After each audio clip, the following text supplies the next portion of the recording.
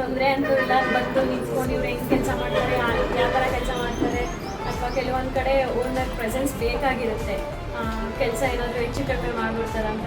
But ಈ ಕೆಲಸದವ್ರು ಏನು ಆ ಥರ ಎಲ್ಲ ಏನೂ ಗೊತ್ತೇ ಇಲ್ಲ. ನಾವು ಆ್ಯಕ್ಚುಲಿ ಅವ್ರ ಕೆಲಸ ಶುರು ಮಾಡಿದಾಗಿಂದ ಹೆಂಗಾಗಿದೆ, ಎಷ್ಟು ಕಂಪ್ಲೀಟ್ ಆಗಿದೆ ಅನ್ನೋದು ನೋಡೋಕೆ ಬರ್ತಿದ್ದೆ ಹೊರತು ಕೆಲಸ ಇದು ಹಿಂಗಿದೆ ಅದು ಹಿಂಗಿದೆ ಅಂತ ಕಂಪ್ಲೇಂಟ್ಸ್ ಯಾವುದೂ ಇಲ್ಲ. ಸೊ ಟೋಟಲಿ ಮನೆ ತುಂಬ ಚೆನ್ನಾಗಿ ಬಂದಿದೆ.